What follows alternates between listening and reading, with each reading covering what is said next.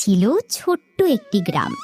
সেই গ্রামের এক কোণে ছোট্ট একটি কুঁড়ে ঘরে থাকত এক মা আর তার মেয়ে। মায়ের নাম ছিল রূপা আর মেয়ের নাম মিলি। অনেক বছর আগেই মিলির বাবা মারা গিয়েছিলেন।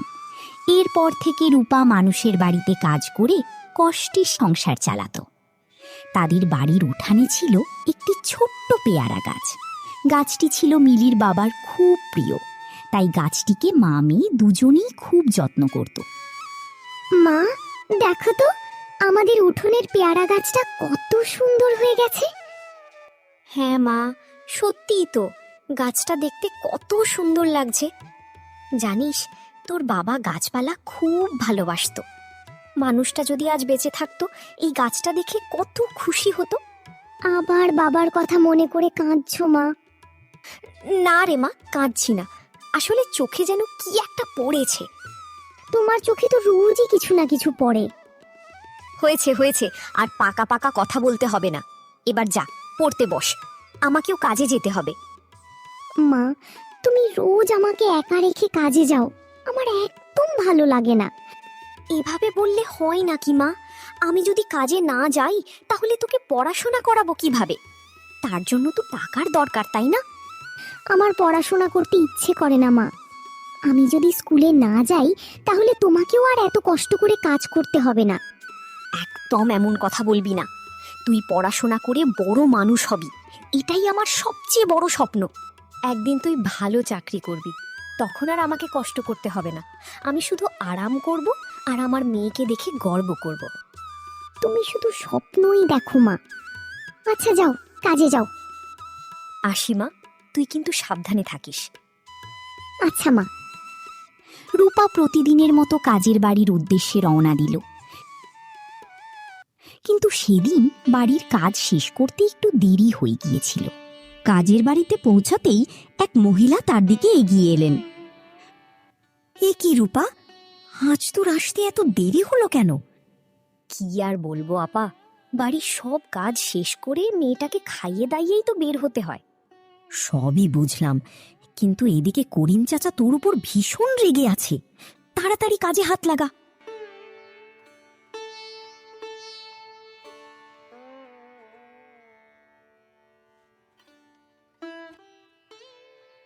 এই যে রূপা, এদিকে আয়।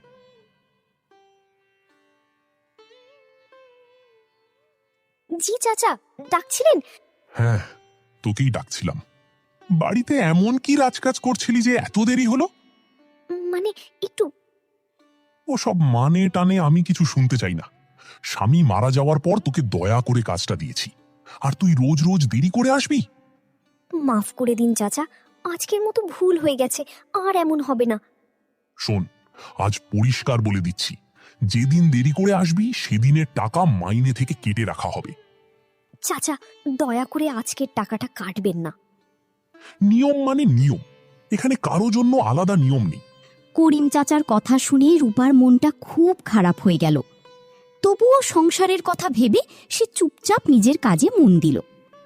কিছুক্ষণ পর জয়গুণ খালা আবার তার কাছে এসে দাঁড়ালেন। কি রে রূপা, তোর মুখটা এমন শুকনো দেখাচ্ছে কেন?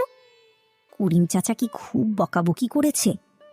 আর কি বলবো আপা, আমারই দোষ। আজ চাচা পরিষ্কার বলে দিয়েছে, আর যদি দেরি করে আসি তাহলে মাইনে থেকে টাকা কেটে নেবে। বলিস কি, আজকে একটু দেরি করে এসেছি, তাই আজকের টাকাও নাকি কাটা যাবে। কষ্ট পাস না বোন, সবই তোর পোড়া কপাল। নইলে কি আর এত অল্প বয়সে স্বামী হারাতে হতো? ঠিকই বলেছ আপা। যাই হোক, কাজগুলো তাড়াতাড়ি শেষ করি, বাড়িতে আবার মিলি একা একা আছে। এভাবেই কাজ করতে করতে অনেকটা সময় কেটে গেল। সূর্য পশ্চিম আকাশে ঢলে পড়ল। গ্রামের চারপাশে ধীরে ধীরে সন্ধ্যার অন্ধকার নেমে আসতে লাগল। এদিকে বাড়িতে একা বসেছিল মিলি। এ কি, সন্ধ্যা হয়ে এলো, মা তো এখনো বাড়ি ফিরলো না। আর একটু পরেই তো চারদিকে অন্ধকার হয়ে যাবে। মিলি যখন চিন্তায় অস্থির হয়ে উঠেছে, ঠিক তখনই রূপা বাড়ির দিকে ফিরছিল। কিছুক্ষণ পর সে বাড়িতে পৌঁছালো। মা, তুমি এতক্ষণে এসেছো? হ্যাঁ মা, আজ কাজের চাপটা একটু বেশি ছিল, তাই তাই ফিরতে দেরি হয়ে গেল।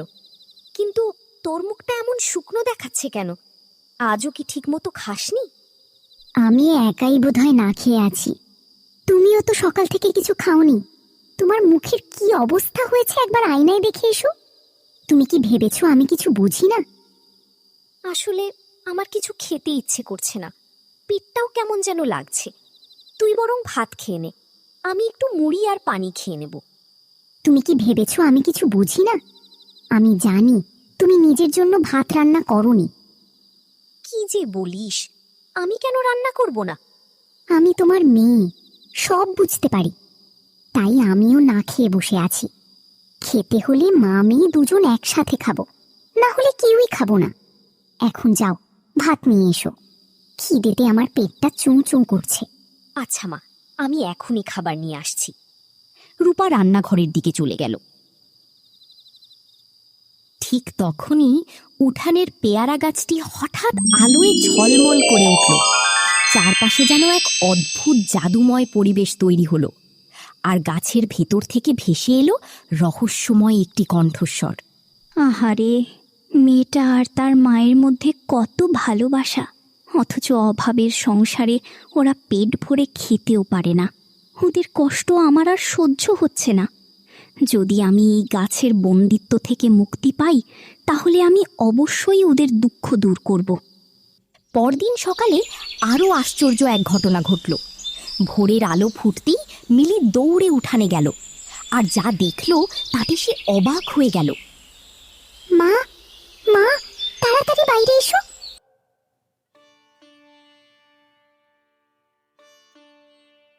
এত চিৎকার করছিস কেন?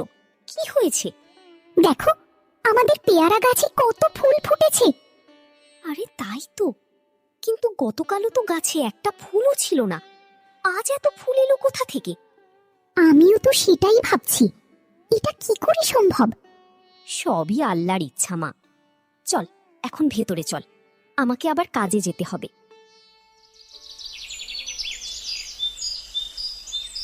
আচ্ছা মা, এখন আমি কাজে যাই। সারাদিন চাইলে গাছটার পাশে বসে থাকতে পারিস, কিন্তু আমাকে আর দেরি করা চলবে না, নইলে করিম চাচা আবার মাইনে কেটে নেবে। তুই কিন্তু সাবধানে থাকিস। আচ্ছা মা, তুমিও সাবধানে যেও। আর আজ একটু তাড়াতাড়ি ফিরে এসো। তুমি দেরি করলে আমার খুব ভয় লাগে। আচ্ছা মা, চেষ্টা করব। রূপা কাজে চলে গেল। এদিকে মিলি সারাক্ষণ পেয়ারা গাছটার দিকেই তাকিয়ে রইল। গাছটার মধ্যে যেন কোনো অদ্ভুত রহস্য লুকিয়ে আছে, এমনটাই মনে হচ্ছিল তার। অন্যদিকে রূপা কাজে পৌঁছাতেই করিম চাচা তাকে দেখতে পেল। বাহ, আজ তো বেশ সকাল সকাল চলে এসেছিস দেখছি। জি চাচা। দেখলি তো, একটু কড়া কথা বলি সব ঠিক হয়ে যায়। এতদিন ভেবেছিলি যখন ইচ্ছা তখন আসবি আর মাস শেষে পুরো মাইনে নিয়ে যাবি। সেটা আর হবে না। আমি কাজে ফাঁকি দেওয়ার মানুষ না চাচা। কাজ শেষ না করে আমি কখনো বাড়ি ফিরি না। বেশ, দেখা যাবে।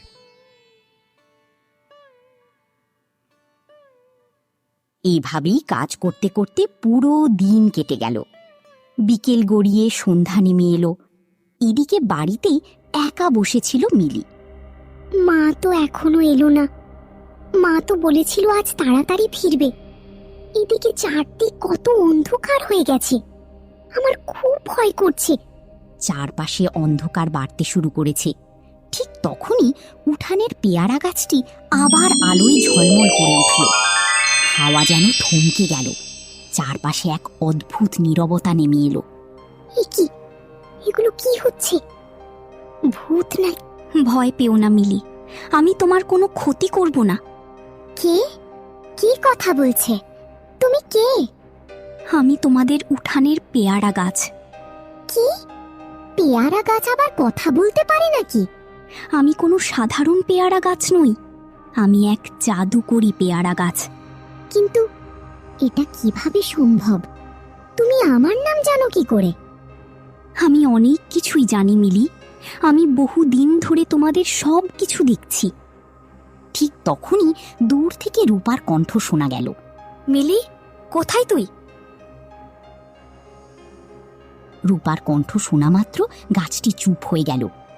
একা একা কার সাথে কথা বলছিলি? মা, আমি পেয়ারা গাছটার সাথে কথা বলছিলাম। পেয়ারা গাছের সাথে? গাছ আবার কথা বলে নাকি? সত্যি মা, এই গাছটা আমার সাথে কথা বলছিল। হয়েছে হয়েছে, অনেক কল্পনা করেছিস। এবার ভেতরে চল, খেয়ে নিয়ে পড়তে বস। কিন্তু মা, আমি সত্যি বলছি। আচ্ছা, আমি বিশ্বাস করলাম, এখন চল। মিলি আর কিছু বলল না, কিন্তু তার মন বলছিল সে যা শুনেছি তা একদমই সত্যি। সেদিন রাতেই মায়ের সাথে খাওয়া দাওয়া শেষ করলেও মিলির মাথা থেকে পেয়ারা গাছের কথা কিছুতেই বের হচ্ছিল। আমি কি সত্যি ভুল শুনেছি, নাকি পেয়ারা গাছটা সত্যি আমার সাথে কথা বলেছিল? ঠিক তখনই আবার সেই পরিচিত কণ্ঠস্বর ভেসে এলো। না মিলি, তুমি ভুল শোনোনি, আমি সত্যিই তোমার সাথে কথা বলেছিলাম। তুমি? তাহলে সত্যি তুমি কথা বলতে পারো? তাহলে তুমি কে? হ্যাঁ মিলি, কারণ আমি কোনো সাধারণ গাছ নই, আমি আসলে একজন পরী। অনেক বছর আগে এক দুষ্ট জাদুকর আমাকে অভিশাপ দিয়েছিল। সেই অভিশাপের কারণে আমি একটি পেয়ারার বীজের মধ্যে বন্দী হয়ে যাই। পরে তোমার বাবা জঙ্গল থেকে সেই বীজটি নিয়ে এসেছিলেন। সেই বীজ থেকেই এই পেয়ারা গাছের জন্ম হয়েছে। তাহলে তোমাকে কিভাবে মুক্ত করা যাবে? কি উপায়? আমাকে মুক্ত করার একটাই উপায় আছে। তোমাদের বাড়ির পশ্চিমে যে জঙ্গল আছে, সেখানে একটি পুরনো পুকুর রয়েছে। সেই পুকুরের পানি এনে আমার গোড়ায় ঢেলে দিতে হবে, তবেই আমি মুক্তি পাব। আমি এখনই যাব। সাবধান মিলি, সূর্য ডোবার আগেই তোমাকে ফিরে আসতে হবে। তুমি চিন্তা করো না, আমি তোমাকে মুক্ত করবই।